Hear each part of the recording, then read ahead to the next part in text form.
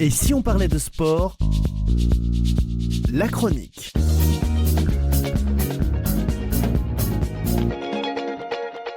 Chronique spéciale tournoi destination de rugby. Cette semaine, direction les pelouses britanniques et le stade Pierre-Mauroy de Lille pour un débrief complet de cette nouvelle journée des tournois destination. Une journée riche en enseignements, en confirmations et en renversements spectaculaires. Une Irlande impressionnante à Twickenham face à l'Angleterre. Une Écosse renversante à Cardiff contre le Pays de Galles et des Bleus sérieux à Lille face à l'Italie, toujours en course pour le Grand Chelem. Démonstration, suspense et maîtrise, le tournoi entre dans la phase décisive. Pour en parler, Jean-François Imbernaud, ancien international de rugby français, avec Bernard Pujol, qui est président du comité départemental olympique et sportif de Haute-Garonne et fidèle chroniqueur de l'émission. Bonjour à tous les deux. Bonsoir, salut. Bonjour, salut Jeff, bonjour à tous. Salut. Alors on va bien sûr commencer par le premier match de ce week-end. Il y avait un fameux Angleterre-Irlande 21-42, le séisme à Twickenham, on a titré. Pour l'Irlande à Twickenham, une démonstration. Bernard, est-ce que c'est une surprise ? Oui, clairement, c'est une surprise. L'Angleterre voulait se relancer après sa défaite à Édimbourg. Et à l'occasion de la 100e sélection du magnifique Maro et Itoje, un moment symbolique de plus, on imaginait une réaction d'orgueil des Anglais, et finalement ça s'est traduit par une véritable correction d'une Irlande qui a été éblouissante et pour laquelle on n'attendait pas ce niveau de performance. Jean-François, qu'est-ce qui t'a marqué sur cette rencontre ? Eh bien que l'Irlande restera toujours l'Irlande, mais moi j'étais pas trop surpris parce que je trouve que l'Angleterre a un jeu trop stéréotypé, ils n'ont pas changé, ils n'ont pas. Aujourd'hui, le rugby est en train d'évoluer et la méthode qu'ils font, c'est une méthode qui a 10 ans et ils restent dans ce schéma de jeu qui, je pense, n'est aujourd'hui dans le rugby actuel n'est plus bon. Parce que les Irlandais, même si c'est une équipe vieillissante et qu'il leur manque, ils n'ont pas trouvé encore pour moi l'ouverture idéale. Bon, ils ont quelques postes encore où peut-être il leur manque des joueurs qui avaient comme dans le passé. Mais l'Irlande restera toujours l'Irlande. Et qu'est-ce qu'on peut dire sur Jamison Gisborne Park ? Non, voilà, mais ça c'est des mecs qui ils ont une emprise telle sur le jeu, ils te font rêver, quoi. Alors l'Angleterre, on va dire, Bernard, est en crise, et est-ce qu'elle a ruiné ses chances directes pour la finale, victoire finale ? Très clairement, sur le plan comptable, et quand on regarde le classement, l'Angleterre exit. Perdre à domicile de cette manière dans le temple de Twickenham, c'est un coup dur, parce que les Anglais ont un cœur gros, sont fiers, pour pas dire orgueilleux. Ils quittaient le stade, ça s'est rarement vu, et ils s'en allaient avant la fin du coup de sifflet. Donc, il restait toutefois sur 12 victoires à Twickenham, avant cette série compliquée. Là, ils ont été fébriles, Jean-François l'a dit, maladroits, dominés, un peu dépassés par un rugby moderne qui demande d'aller de plus en plus vite, de plus en plus fort, et avec de la précision. À part la mêlée fermée, où ils ont tenu la confrontation, le bilan est morne. Et qu'est-ce qu'on a même noté que George Ford a été chambré par son public, Jean-François ? Oui, non, mais après ça, c'est les Anglais, hein. Ça restera toujours les Anglais, mais bon, il faut, quand ils te marchent dessus, ils ont le sourire, quand ils perdent, ils ont la queue comme tout le monde, ils ont la queue entre les jambes, et ils baissent la tête, mais bon, voilà, au jour d'aujourd'hui, je pense que, surtout, pas l'effectif, parce que l'effectif, quand même, il y a des mecs de qualité, mais je pense qu'il faut qu'ils revoient leur façon de jouer, quoi. Voilà, leur façon de jouer est trop. Ça va pas assez vite, quoi, pour le rugby actuel, moderne. On l'a bien vu, Jeff. Mentalement, ils ont craqué, impuissants, pour les raisons que tu viens d'exprimer. On sentait une équipe sans solution. Voilà, parce que ils étaient là, ils étaient empruntés, voilà, et après, quand moi je vais faire l'autre exemple, dimanche, on fait une première mi-temps, nous, l'USAP, où quand même, moi je m'attendais à autre chose, on les a tués devant. Mais ils ont été incapables de faire quoi que ce soit. Bien sûr. Alors, est-ce que cette victoire change le regard sur l'Irlande, Jean-François ? Non, parce que moi, l'Irlande, c'est quand même une nation qui domine le rugby mondial là depuis des années. et ça restera toujours l'Irlande. Après, bon, toujours pareil, il faut trouver il leur manque un ou deux mecs dans des postes clés. Voilà, ils ont plus l'ouverture, toutes les ouvertures qu'ils ont eues. Là, ils sont en train, après, je dis pas qu'ils sont pas bons, c'est pas ce que je veux dire. Mais bon, c'est en dessous de ce qu'on a l'habitude de voir, quoi. Mais et après, bon, l'Irlande, c'est toujours pareil, hein.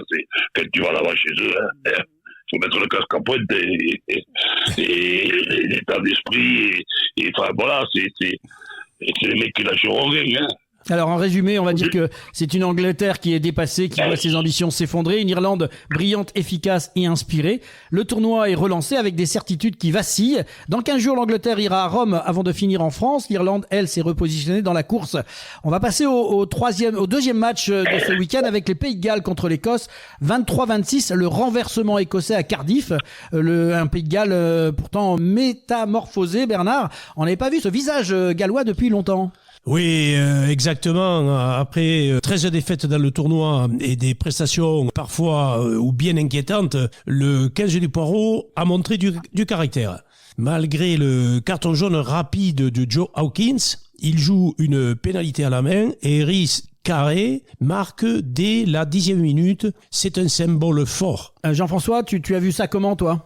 Ah oui, non, mais en plus, bon, moi c'est que ils ont retrouvé un peu cette fierté qui est l'ADN du Pays de Galles. Mais même moi, je suis énormément déçu par eux, parce que ce match, ils méritent de le gagner, ils doivent le gagner. S'ils sont un peu, voilà. Mais c'est une équipe il manque de confiance.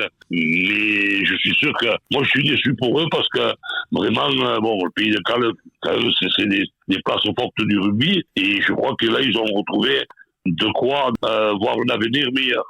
Ouais, parce qu'à 17-5, Cardiff y croyait, mais l'Écosse ne s'est pas affolée finalement. Oui, non, mais l'Écosse, c'est l'Écosse. L'Écosse, c'est l'ouverture, comme tu dis, Russell. Parce que toujours pareil, Russell, ou c'est tout bon, ou c'est tout mauvais.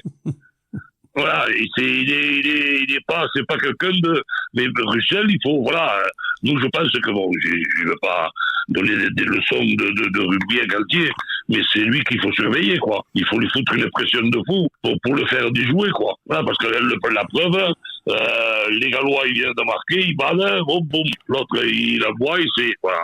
Mais voilà, c'est Russell. Voilà. Si tu le regardes, si tu ne lui mets pas la pression, mais voilà, après, bon, il y a d'autres endroits où il faudra que peut-être on travaille un peu plus de notre côté. Alors, Bernard, le geste du match. Effectivement, le geste du match, Jean-François venait de le dire, le tournoi des Nations depuis qu'il existe nous a toujours livré des dieux du sport et du rugby, devant et derrière. Souvent on retient effectivement derrière parce que le geste il est vu, tout ça, c'est légal, et Finn Russell. Puis Finn Russell fait partie des très très très grands joueurs, des Gary Ezouard, des J.P. Williams, des Barry Jones, des Rutherford, enfin, et j'en oublierai beaucoup, et y compris des Français. Finn Russell, comme l'a dit Jeff, il peut tout faire bien ou tout mal. Ce qui est embêtant, c'est qu'il fait souvent bien et souvent la différence. Donc, l'Écosse revient à son niveau de jeu. C'est une nation très plaisante à avoir joué. Ils sont tellement bons qu'ils ressemblent aux Français. Donc, on aime les Écossais. On voit de beaux matchs de rugby. Et puis, ce sont des joueurs manquent un peu de gabarit, mais ils s'envoient beaucoup dans le jeu, ils sont intelligents, ils avancent et ils ne lâchent rien. C'est une belle nation de rugby et on va voir de très très beaux matchs dans les semaines à venir. Le coup de grâce, c'est quand même une fin de match qui est cruelle pour les Gallois. Jean-François. Ah oui, non, c'est sûr que c'est cruel. Mais après, c'est toujours pareil, hein, c'est quand tu es joueur, tu le sens. Et moi, ça me dit, dimanche, j'arrivais au match de l'USAP, tu le sentais que, voilà, là, on va marquer. Et tu marquais. Mais pourquoi? Parce que tu sens que, voilà, toi, tu as une confiance, voilà. Et ce qui s'est passé, c'est sur ce coup de génie de Russell qui marque, et puis qui fait qu'à la 70e minute, je crois, ou je sais plus à quelle minute, qui marque cet essai collectif, le talonneur marque de l'Écosse. Voilà, mais bon, et parce qu'ils sont pas magnifiques, mais ils ont un jeu plaisant, ils ont un jeu un peu comme disait Bernard à la Française. Ouais, 75e minute avec un ballon porté, c'est Georges Teneur qui conclut 26-23. C'était vraiment un moment fort, quoi. Les Gallois, sur une dernière mêlée à l'entrée des 22 mètres écossais, perdent cette mêlée, ce ballon. Et on est dans le doute, c'est ça qu'on dit, c'est que les ballons, les vrais ballons, il faut les gagner, les bons ballons, il faut les concrétiser. Et le résultat, effectivement, le Pays de Galles est une grande nation de rugby, ils feront tout pour revenir au tout premier plan. Néanmoins, cela fait désormais 4 ans qu'ils n'ont plus gagné au Principality Stadium de Cardiff dans le tournoi. Il n'y a pas le feu, mais il y a urgence. Alors on va faire un résumé de ce match avec un Pays de Galles donc combatif, transformé mais encore frustré, une Écosse patiente, opportuniste et brillante dans les moments clés, et le tournoi relancé parce que l'Écosse est en tête avant le 3e match, bien sûr. On attaque ce 3e match qui nous importe plus, j'imagine, avec le France-Italie qu'on attendait quand même. Les Bleus assurent l'essentiel, une entame tonitruante. Bernard, les Bleus ont frappé très vite. Oui, alors avec toi ou sans toi, mais pas toi. Le toit. Non, le toit, l'abri, pas toi. Il me regarde, il dit non.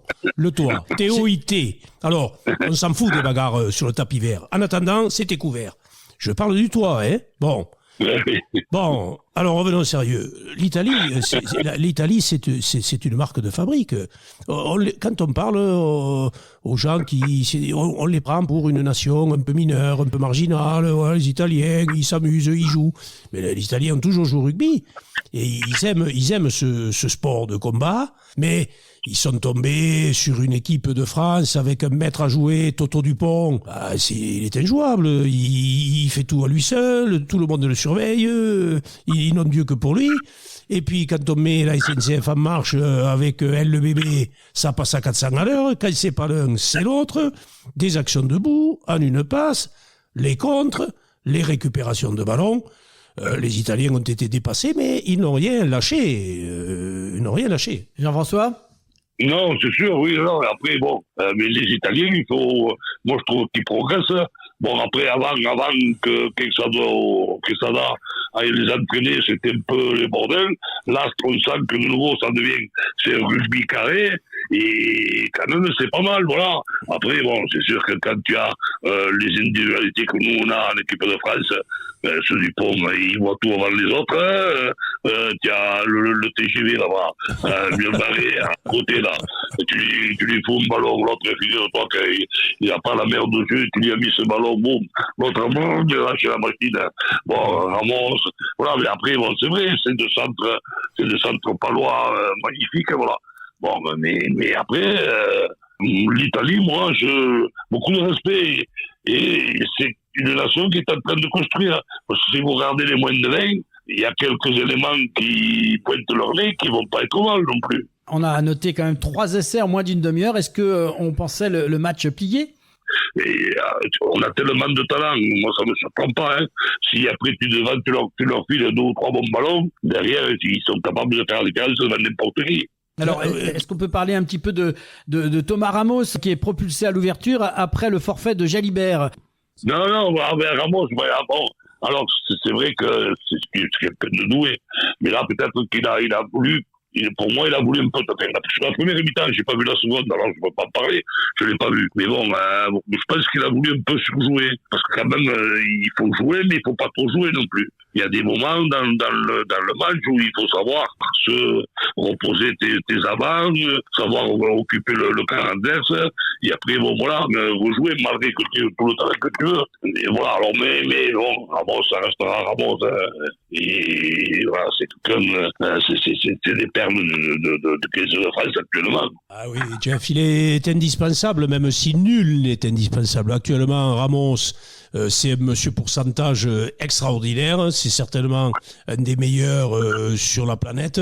Maintenant, effectivement, jouer en 10 avec les 10 de talent que nous avons et un Jalibert révélé. Après toutes les critiques, les matchs, Tamak, Patama, Jalibert, on a 2 10 extraordinaires. Jalibert éclabousse le rugby depuis quelques mois et on n'improvise pas et on ne fait pas du Jalibert quand on n'a pas l'habitude du poste. Et on a un peu souffert, face à l'Italie par la gestion, et on ne va pas les reprocher à Thomas Ramos. Mais c'est pas de métier, on n'a pas trop bien joué dans la conduite du jeu.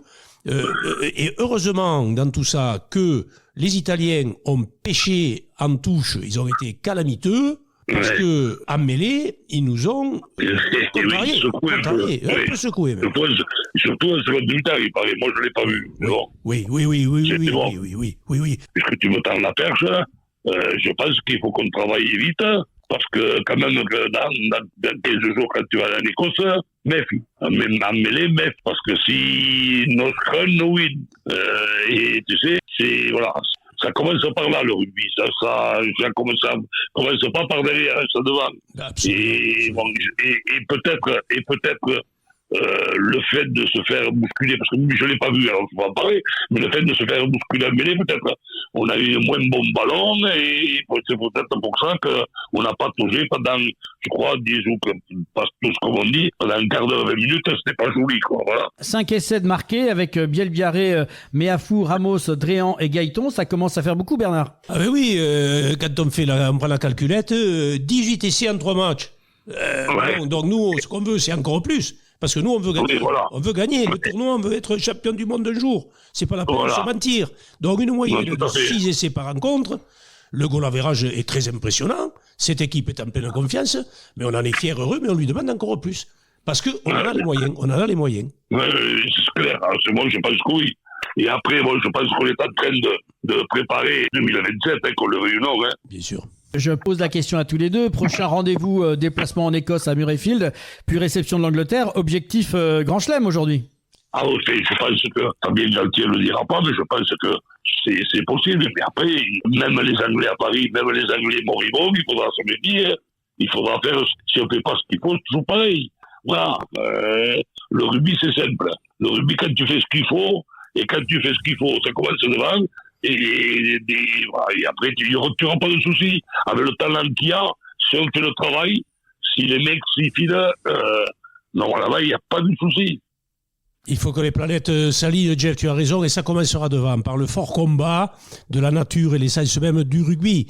Bon, on a tout pour, donc après c'est une question de mental, une question de volonté, une question d'entente, et on en a les moyens, mais on est français. On sait qu'on est quelquefois un peu fragile là-dessus. On aurait tendance à vouloir gagner avant d'arriver à Paris. Donc attention, si on gagne, Jean-François en a eu 2 grands chelems, donc si on gagne ce qu'on attend, ça serait le 11e de l'histoire. Mais il ne faut pas vendre la peau de l'ours avant de l'avoir tué. On a un beau groupe élargi, on a des talents, on a de la concurrence. Et l'équipe de France, avec Fabien Galtier et son staff, avance sereinement. Merci beaucoup à tous les deux. En résumé, donc une victoire bonifiée sans éclat mais maîtrisée, une efficacité redoutable pour les turnovers. Le 15 de France leader en route pour un possible tranche-lem. Voilà ce qu'il fallait retenir de cette 3e journée du tournoi Destination. Ce week-end nous a rappelé une chose essentielle. Dans le tournoi, rien n'est jamais figé. Les certitudes peuvent s'effondrer en 80 minutes. Les dynamiques peuvent basculer sur un éclair de génie et la profondeur des bancs fait souvent la différence dans le dernier quart d'heure. La fin de la compétition s'annonce passionnante. Un déplacement piégeux en Écosse pour les Bleus, une Angleterre en quête de rédemption et une Irlande qui revient fort dans la course. Merci à tous les deux pour ce débrief passionnant. Et la belle victoire de Perpignan contre Pau qui est le second du top 14. Voilà. Ouais. Donc, on pouvait pas ne pas le dire, Jeff, même si on était à le tournoi Destination. Bonne soirée à vous tous. On t'embrasse. Merci. À bientôt. Merci. Merci à tous. Alors, on se retrouve dans 2 semaines dans Et si on parlait sport pour débriefer la 4e journée.